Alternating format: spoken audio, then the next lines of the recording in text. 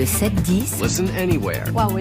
وحده من سوريا sur France Inter. Géopolitique, bonjour Pierre Aski. Bonjour Ali. Vous revenez bien sûr Pierre ce matin sur l'annonce du cessez-le-feu à Gaza. C'est évidemment le soulagement qui prévaut avec l'annonce hier soir de cet accord de cessez-le-feu à Gaza.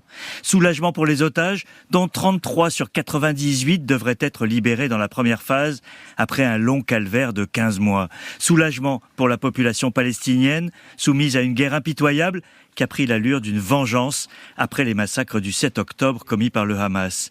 Il est trop tôt pour tirer les leçons de cette guerre, la plus longue de l'histoire d'Israël. Il faudra déjà voir comment la première phase sera mise en œuvre à partir de dimanche. Mais 3 points peuvent d'ores et déjà être notés. Le premier est le rôle déterminant de Donald Trump, alors qu'il n'est même pas rentré à la Maison-Blanche. Il voulait un succès diplomatique d'entrée de jeu, et il l'a obtenu.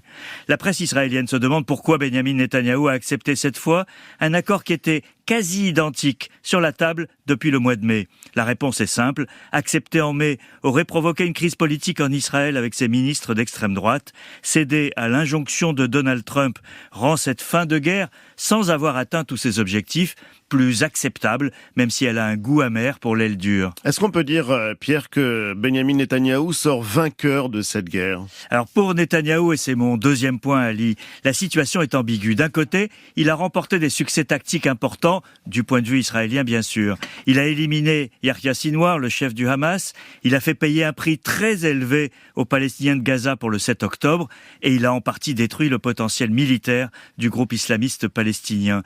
Mais il n'a pas atteint l'objectif annoncé initialement d'éradiquer le Hamas. Ses membres ont refait surface dès hier soir dans les scènes de liesse qui ont accompagné l'annonce du cessez-le-feu. Survivre était devenu le principal objectif du Hamas. Netanyahou laisse aussi revenir les Palestiniens dans le nord du territoire qui semblait devoir rester vide, et il doit redéployer son armée hors des zones habitées, là où il laissait entendre qu'elle resterait des années. Il va de surcroît devoir gérer la fin des illusions de ses alliés d'extrême droite qui s'étaient pris à rêver d'une recolonisation de la bande de Gaza. Ce bilan va faire débat. Alors que va-t-il se passer maintenant ? C'est mon troisième point. Si l'accord est bien mis en œuvre dans toutes ses phases, et c'est un grand si, la période militaire cédera donc la place à une phase politique, avec un grand vide, car rien n'est encore acquis, rien n'est même pensé. C'était la grande faiblesse de Netanyahou depuis le début. Il n'avait pas de plan pour le jour d'après.